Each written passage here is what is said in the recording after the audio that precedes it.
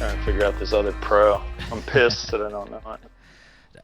Is Reese Forbes like doing anything now? I feel like I've seen him online somewhere, but it wasn't like I expected. And I'm trying to think of like what he was Yeah, up to. I'm actually helping him build his website right now. Uh, he's doing like skate school. He's doing like skate. And he actually got the Stax name from Michael Leone, that the company that was after Russell Libre, and so it's going to be called Stax Skateboarding School. And it's like a kind of the same lessons that a lot of pros do, or is it Yeah, like like Neil, like kind of like Neil Mims is doing, I guess. Like skate. yeah, I don't know if it's one on one or groups. I don't know the whole deal. I just know that he hit me up recently. He needed help for like with all his digital stuff. So I'm kind of guiding him through that process of like building a website and shit. yeah. That's really interesting because like there's a lot of pros that have kind of started doing that lately. Like Neil Mims does it, Anthony Shetler Yeah, does it, um, and it doesn't seem like it's a lot of like it's been going on consistently through the years. It just seems like I don't know. A lot of people are yeah. doing it now. Like it's okay. I think Donnie Barley was doing it for a while too, but like longer ago, like maybe before he worked for Element again. I think he was trying to do that. But yeah, it seems like I don't know. I feel like skateboarding's old, like been around long enough now that people have become a little more tolerant of the different ways to branch out and utilize skateboarding, or life after professional skateboarding, Yeah, And I think if you're doing something good, or people already respect you the way they respected Reese or whatever, or Donnie, like I don't know, you can't. I don't think you should be mad at someone for trying to make a living at skateboarding as long as they can. absolutely right. I mean, and that brings us to kind of the main reason we wanted to talk to you today because it Uh, seems like you've had a lot to do with skateboarding and it's not necessarily like a pro career. So, no, that embodies the show, right? I mean, yeah, so can you take us back to the beginning of when you started skating and just kind of let us know how that even began? I think early on it started with freestyle BMX. Like I was a kid and I was in New Jersey, and I remember I was walking on the the boardwalk down the Jersey Shore. It's like a Guido infested zone now, but the Jersey Shore was actually cool when I was a kid. It was like skaters and surfers and BMX bikers and shit. And I just remember like seeing this crew of bikers doing all these flat ground tricks in this one little parking lot, and I like stopped my dad and I was like, "Can we watch this?" It was like amazing. I'd never seen anything like it, and I always tell people like, as much as I technically discovered BMX that day, that was kind of the day I became a skateboarder, I would say, Hmm. because my mentality shifted from a kid that was playing little league soccer and baseball to somebody who was looking at these kids on bikes doing tricks, and I was like, I want to do that. I want to do my own thing. I don't want to be on a team anymore. And so I started BMX biking, and then a couple years later, um, I was actually riding bikes with the skateboarders in town. Like we were a crew, there was like 6 or 7 skaters and like 2 bikers. And this is And the maybe late one '80s. rollerblader. No, there wasn't even rollerblades yet. This was like 88, 87 or something. And I was still in grade school. And so we were all a crew. And eventually, I think my mom for 8th grade graduation just bought me a skateboard because I think she thought I was left out or something, even though I was hanging with all these kids. And once I picked that up, it was just on. It was so much easier than riding a bike, and I fell in love with it and thing. And then I don't know. From then on, it just consumed me. Like you guys know, like everyone listening to this knows what happens. Yeah, You know, for and sure. I didn't that's how realize it how many started. people like actually came from bikes, like, from listening to My interviews and generation. stuff. Yeah, Yeah. yeah, even like Chris Cole or just hmm so many people like I start think out too on bikes. the East Coast. Like if Right. you talk to Sal Barbier, if you talk to Chris Cole, like a lot of the East Coast, Northeast dudes started on bikes. Vinny Ponte. I was a kid and I didn't know who Vinny Ponte was. I used to see this redheaded dude at BMX demos in the 80s in the audience, just like me.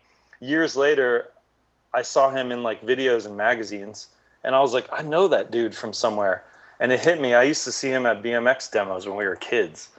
He would come from New York, I'd come from New Jersey, whatever. It was a crazy thing. Same crowd though, right? Like same mentality, I Yeah, bet, back in the day. I think so. Yeah, I think so. And I was a BMXer first, and that's what I was doing first. And my first 2 or 3 years, I think that's what helped me develop my skate mentality was like starting in BMX. I just used to watch the movie Rad the way some kids watch a skate video now before a session. Like I watched the movie Rad and then I would get super stoked and then fully go out and ride in front of my house, do flat ground tricks and then, like I said earlier, that was the beginning of me becoming a skater, you know, just tricked, that mentality. It was the exact same thing. Being a BMXer back then felt exactly the same as being a skater. Yeah, I imagine that it would be because there's just like so Mhm. few people with that mentality back then. I guess Yeah. because there was no exposure. Um, Mhm. but so as you mentioned before, skateboarding took a hold of you, and Mhm. you lived it just like every kid that is probably listening to this show. Um, Yeah. so what happened then? Like when did you like start getting better and start realizing like, oh, this is something I need to be involved with? Um, I don't think I've had this revelation recently, actually.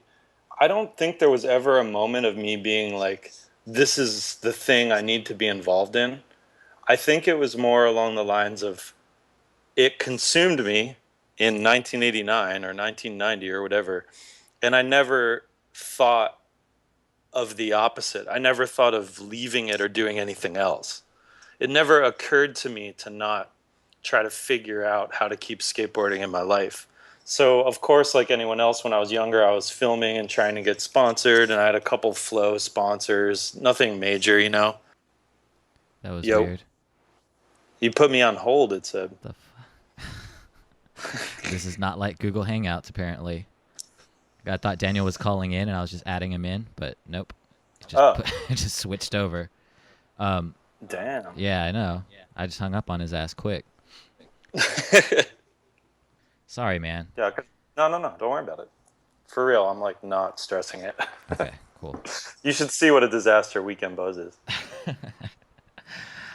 You know what? I wanted to ask. I wanted to dig into that for sure. No, I mean, Um, sometimes you got like Mike Carroll sitting there or Guy Mariano, and shit like camera. The camera fucking battery dies, or like Lee has to take a piss. right. There's moments like where I feel like completely unprofessional. So I know how it goes. And it seems like you're the one in the show that's like kind of like me, where you're trying to keep everything together and keep it running smooth and everything. Am I just way off there? Yeah, no, no, no. You're dead right because I have 90 minutes or 2 hours with these guys, and I've been prepping for, and I want every minute I could possibly have to be interviewing these guys and asking them questions, not worrying about whatever it is. Not that it's anyone's fault, but noise coming from one of the other rooms, or I don't want any interruptions because I just want every minute possible with these guys. Yeah. And everything's a journalist or an interviewer. Everything's a distraction to your guests. You don't want to, like, if you're trying to build a momentum or get an interviewee going down a certain path and you're trying to lead them somewhere or take them somewhere, I got to go take a piss. It just resets everything. Yeah.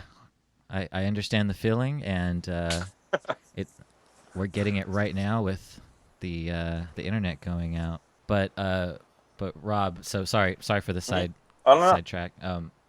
All good. If you can start back where you were talking about skateboarding and how I guess you had this hindsight Yeah, yeah. look Okay, back so you were about asking me.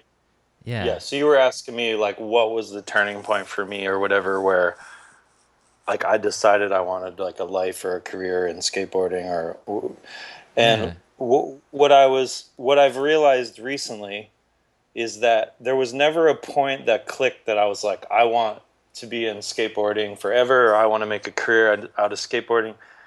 It was more that nothing ever existed otherwise that told me that wasn't going to happen. It just seemed completely normal to me once I was consumed by skateboarding in the late 80s, that all of my efforts or directions or whatever in life would include skateboarding as much as humanly possible. It wasn't like I had this revelation, of Yeah. like I want to be a journalist in skate. There was a time when I decided to be a writer as a life choice. I was like, okay, I'm going to be a writer. But there was never a time that I even thought about making skateboarding a part of my life because it was already such an integral part of my life. So Absolutely. maybe it was stupidity. I just didn't think otherwise. Honestly, I was just like, yeah, skateboarding. It's right here next to me, like my twin brother or something. It's just here, you know. Yeah, but what I guess what I'm getting at is more like I guess there's never like a moment where you're staring at your skateboard and you're just like, oh, this is gonna be it forever, you know. But Yeah. I do feel like there's a time where people are into skating, you know, and they love it just as much as you did, but Hmm. something else shiny um, and different kind of pulls them away from that. And I'm just wondering what what kept you in skateboarding? Like, what was it that Yeah, like most people get the car or the girlfriend or the drugs yeah, or the something parties. else, you know, they do Um, something else. I don't know. Like, I guess it's because it just wasn't tear me away from it. Like what kept me there was that I didn't. I found the thing that I really loved, and for a really long time, all the way into my maybe early 30s, people used to say to me, man, like, it's so crazy that you found your thing. Like, I'm still looking for my thing. I feel lost. I feel confused. I don't know what my thing in life is. And people used to tell me all the time that they felt I was lucky, or they really admired me for discovering my passion so young, and it actually being my real passion that became my career. Right. I think a lot of people, I think I was fortunate in that regard, and it just happened to be skateboarding. I think a lot of people are looking for that thing, and for some it's not going to be skateboarding. For some it might be, who knows, real estate or fucking painting. I don't know, but I think a lot of people are looking for that thing, just like they're looking for a. Everyone's kind of looking for a soulmate in their life, or like the Right. perfect woman or the perfect man. I think people are looking for that perfect thing, and I was lucky I found it early. Yeah, and you found it, and you still had these other interests, like you said, like writing, and obviously that was an interest Yeah. that you had. How did you look at it, you know, back then, and then how did your friends react to that interest that you had, or was it even all the way back there? Right in college as an environmental science major, this is going to sound so funny, but I wanted to be like a park ranger, like a forest ranger in like a national park. Right on. Like I wanted, it's so bizarre. A lot of Yogi Bear cartoons, or Maybe, I don't know. I just really like being out. I grew up in, my grandparents sort of lived in the woods in South Jersey, and I was just always playing in the forest, and they had their own gardens and their own chickens. It was just weird. But anyway, I started college. I failed like all my biology classes and stuff, and I just was like, "Holy shit, what do I do?" And I wasted a year of college. I wasted my own money paying for it. And then one of my teachers told me that she thought I was really good at writing, and I was like, "Okay, well, that's what I'm going to do then. I'm switching my major." So it wasn't even a moment like a. It was a desperation move because I wasted a year of my time and money in college, and I was like, I'm gonna at least just go with something I'm good at, or quote unquote good at. right? And Did you yeah, and believe then did you at that, believe her at that point, or were you just kind of like, hey, that sounds good enough? I never thought of it because, and this is something that this is like, this will be my one soapbox for the day or whatever. I think in my experience, the educational system puts so much focus on where you're doing bad. So like in high school and grade school, I remember just doing so bad in math and science and my parents being bummed at my shitty grades and everything. Nobody was noticing that I was getting A's and B's in English all along. Right. And like nobody said like maybe you should try this or focus on this. But I was stressing on doing better in math and not failing math instead of going where my strengths were. That's crazy that you say that. I never really thought about it that way, but that's so true. They want you to develop your weaknesses instead of developing your strengths in a way. Well, Yeah. some kids get their strengths developed, because there's Yeah. programs and stuff for that. But yeah, it's so interesting. Yeah, so like the writing I didn't I was just like I'm just going to do that. And at the time what I remember, this was a memory I just had the other day. I was doing a radio show. At the time Ryan G was just starting to get his photos published on the East Coast. Like he was shooting photos of Tim and like a bunch of the New York City guys and the Philly guys. And I was like I saw what was happening with Ryan G at the time. This is mid 90s. And I was like, if Ryan G can be a photographer from this area, then I can be a writer from this area. And that was basically like my mindset. I remember like being at a skate spot one day, meeting Ryan G. He was shooting Tim O'Connor and Poncho or of all my friends that I grew up skating with. And I was like, I want to be the writer version of Ryan G. And like at that point, it became like in my head, it became quest to that I could be a journalist in the skate industry from the East Coast and at least rely on this growing trend of all the pros and the scene that was happening in New York and Philly and New Jersey at the time. And Wow. it ended up being Tim that helped me get my foot in the door more than anybody, Tim O'Connor. Yeah, so it worked. So you And I've said actually that you were never like, told Ryan that. you what? I've actually never told Ryan G that, and I'm gonna tell him. Just It send him was a this memory. episode. I mean, he'll hear it. You forget things. You're just like, oh, this thing happened when I was young. I just remembered that out of the blue the other day. I couldn't believe it. Totally. And he kind of puts you on this path indirectly, right?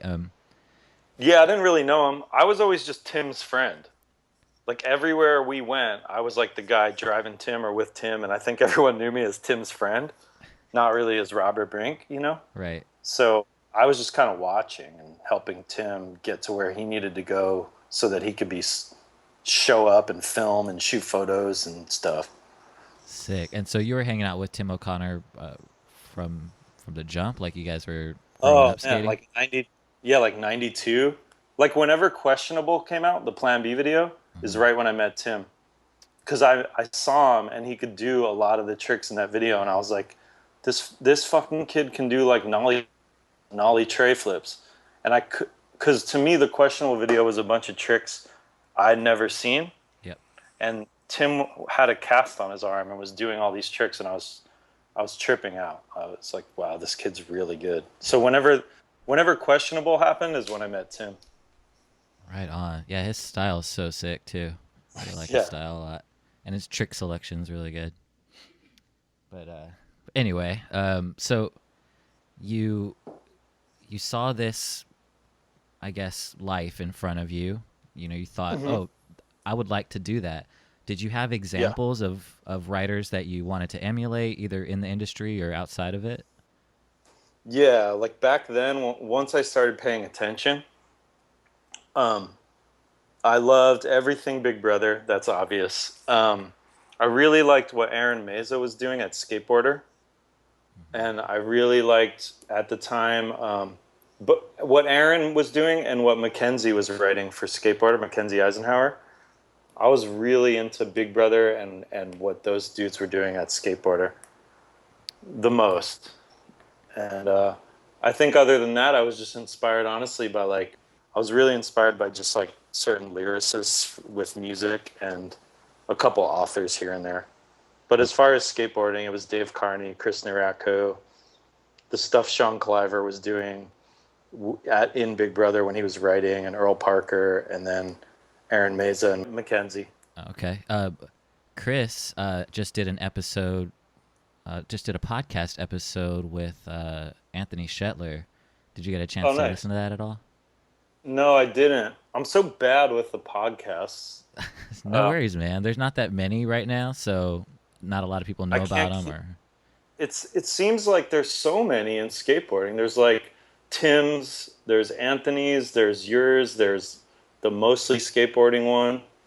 yeah, but dude, honestly, like there was a lot more when podcasts like first started coming out, and then it died Oh, off. like in 2007 or something. Yeah, yeah. Like, well, I guess just when when YouTube came out, um, they were just like, okay, we're just gonna put up videos on YouTube because that's where they're ending up anyway. So they stopped Yeah. putting out stuff on iTunes and just going to YouTube. But um, Yeah, I listen to that stuff when it's time for me to like research for my own stuff, you know? mhm, So like if I was going to interview Mark Johnson, I go listen to Anthony's podcast or whatever. Um, absolutely. I most times I'm just listening to music or listening. Howard Stern's like my cross training for what I do, essentially. Right on. Well, I really believe that there's going to be a lot of podcasts popping up more and more, Hmm. just because it allows for things that, I mean, you might appreciate this as someone that interviews people. Like you said, a lot of times there's so many distractions, and with video, that's the same case. Like, it's hard to get someone to sit down and watch an hour long interview video, but you'd be surprised Yeah. how easy it is to listen to that compared, um, you're just able to Yeah. actually have a long conversation.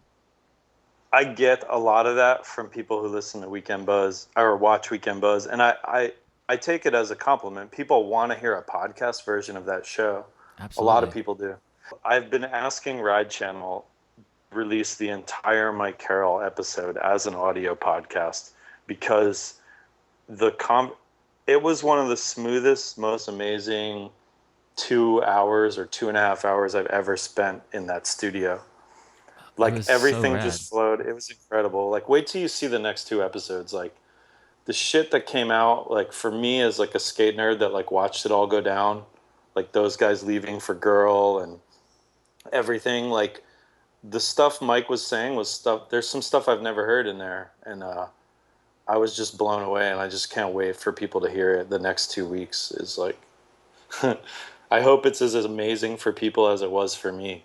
Yeah, dude. I mean, I was loving it. I watched part one already, and if you guys haven't checked that out yet, go to the Ride Channel, ridechannel.com. I think it's up there already, and then it's on YouTube, on Yeah, you could the just channel. search Weekend Buzz Mike Carroll. You'll find it real easy. Yeah, Uh, and I really like that you guys are diving in deep like that.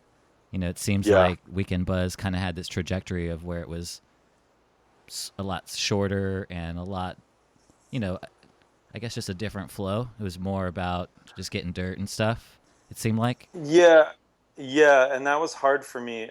When Erica was there, sort of started to take this direction of like hijinks and like I mean, don't get me wrong, there's like I like all of that stuff. Like Yeah, entertaining. but it got to be for me it got to be a little too much like hijinks, who shit their pants, who was drunk and puked in an inappropriate place. Too much of that for a while. And that's not my necessarily the way I want to interview.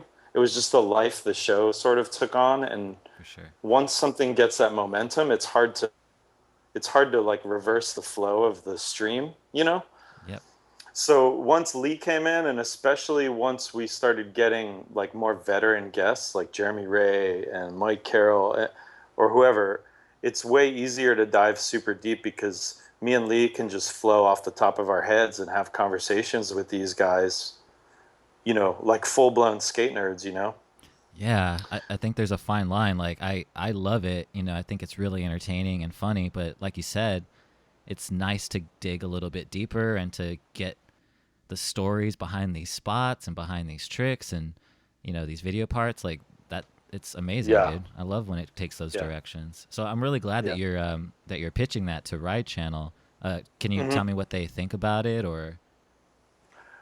I just, believe it or not, like it's just me, like after the show's over, like I'm emailing them a list of like, hey, I think all this shit needs to go in the episode. It'd be really important to me. This is what's important to me. Right. And by the way, I think this is the best chance we have at putting out a full-blown podcast as an experiment because people have been asking for it for 4 years. Yep. So why not do it with this one, you know? Yeah, I think that a lot of businesses and companies and brands are going to look at podcasts the way they looked at blogs, like 10 years ago. Like no one knew they needed a blog, or that they should be putting Yeah. out content as much as possible, and now it's a no-brainer. Everyone knows that. And I feel like podcasting is like the best because it's the easiest content to put out, for a brand compared to video, in my opinion. Yeah. And then you have the If it's done audience. right. Yeah, if it's done right, for sure. Because like blogs, there's going to be like 98% of it's going to be dog shit. And then Yep. hopefully the cream rises to the top, you know? And speaking People of, ask me all the time, why don't you have a podcast? Why don't you have a podcast? And it's just like, I don't want to be the next guy. But right now, it's just like so many people are like, check out my podcast, check out my podcast. And I'm going to wait till if it feels right and I have a good opportunity, then I'll do it. But until then, I have like other stuff to focus on. absolutely. And, I think that once you have something that works for that medium, then like you said, like that episode, for example, it was really long and a lot of good Yeah. stories. So something like that would be perfect. Whereas, something where you're talking about a video part, or, something like Yeah. that, where you have to kind of see those visuals, it might not work as well. So I totally hear you on that. Yeah. So that segues nicely to, whenever you mention the cream rising to the top, how did you build this reputation in the skate industry? How did you go about, I guess, starting this career? I guess I just didn't see how do I word this? It's not that I didn't see failure as an option. I don't want to use that cliche. I just I felt like I had no other choice. Like what I was saying earlier about college and stuff. And like I was already in book publishing while I was wrapping up grad school. I was working at a book publisher, like editing self-help and motivational books, Mm-hmm. which is like a whole other funny thing. But I was just like, I need to make this work. I want to move to California and make this work, and I just kept trying. And luckily, I had the slight advantage of Tim being the dude that was opening some doors for me, you know? Right. But the truth is, I just don't think at the time, we're talking late 90s, I don't think anyone was trying to be a writer. Right. Like, I'm not even shitting you. Like, there were the people at the magazines, and I felt like there was me, this other one guy trying to break through. And I could be wrong, and I'm not trying to make it all about me. I'm just saying, at the time, it seemed like everyone wanted to be like a filmer or a photographer or something. And it seemed like nobody was really interested in the writing or editorial side. And so I think it was good timing in the sense that now I feel like there's more writers and sort of broadcasters and content producers now.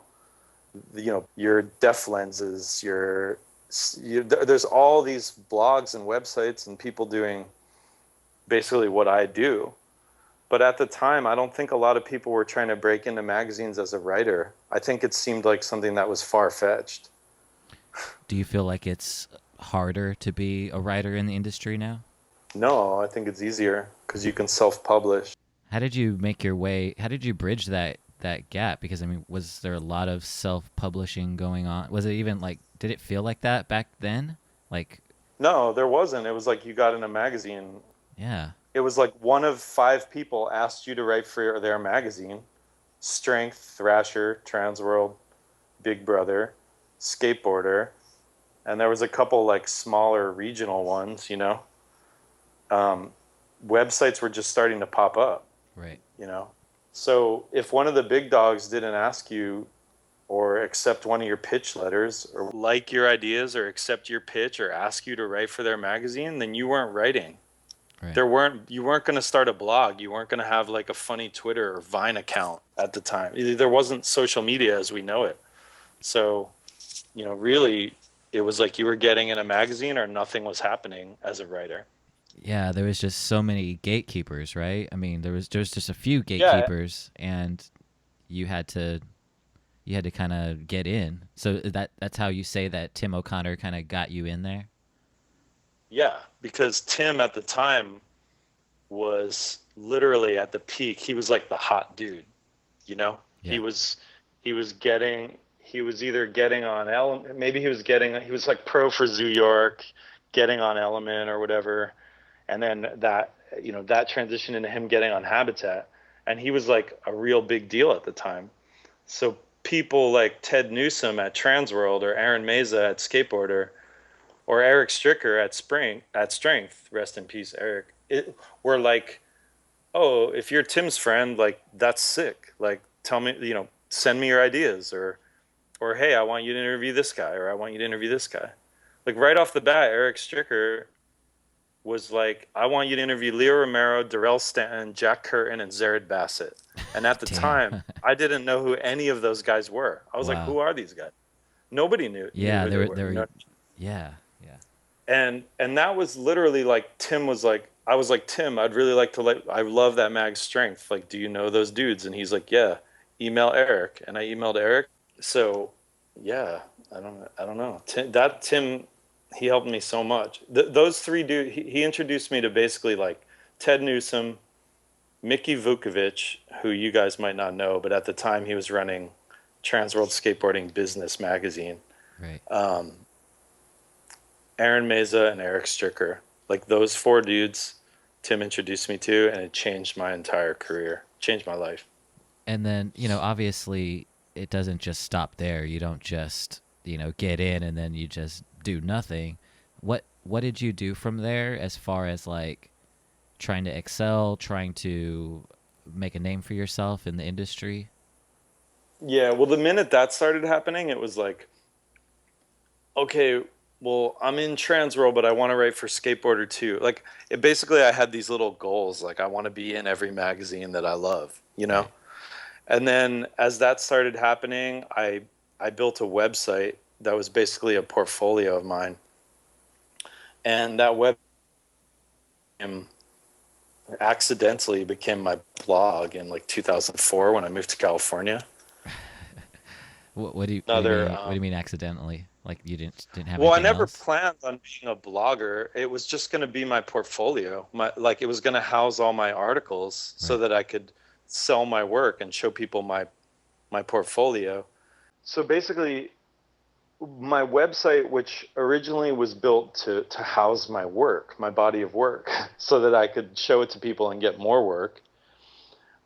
When I got to California in 2004, suddenly I was going to video premieres and parties and contests, and I was shooting everything on point and shoot camera, like a little pocket Canon camera, filming clips of a demo. Right. And I was like, I have all this access. If I was a kid, I'd be dying to see this stuff. And at the time, I actually used to get a lot of shit. People would be like, "Yo, why'd you put that clip on the internet, man? It's not even good, you know?" Right. And like, and all I saw was this behind the scenes view of this world that I loved. So I started putting everything on my website, and it sort of started becoming a thing that I think people started checking. And then even after, like shortly after, companies would hit me up like, we're putting out a video. Do you want to review? Can we send you a copy so you can review it for your blog? And at the time, I think the only other skate blog that was done by a person was Shad Lambert. He's the photographer, and he Yeah. kind of had like a photo blog. I'm not trying to claim anything, but I think I was the first sort of journalist, like writer, like independent person to have a skate blog. Right. There were the magazines and there was Skate Daily and stuff like that, but I was just a dude who was a blog. Right. Yeah. And that was sort of the next step. It happened accidentally, but I think that actually helped my career a lot. And that was a pretty big shift, right? I mean, for skateboarding that time, because there was that struggle of like, how do we feel about the internet? I mean, is that what you felt? Did it seem like that to you? Yeah. I heard comments all the time where I would be at parties or I'd be at like a video premiere and people would be like, dude, don't put this on your blog. And I'd be like, whoa. Like at the time, I think everyone was still of the mentality that if it wasn't a magazine or video part worthy trick, nobody saw it. Don't put it out. It's bad. It makes me look bad. You know, it's not like A plus quality work. And I just saw it as like, man, some kid back in New Jersey would love to see Leo Romero skating this demo right now, Hell yeah. even if he's just 5-0ing down a hubba in a parking lot at Active. I know it's not a banger, but I'm freaking out over it. So why wouldn't some kid somewhere else? And I remember one of the first times I met Leo. I'll never forget. I was in one of the lobbies at Sultan.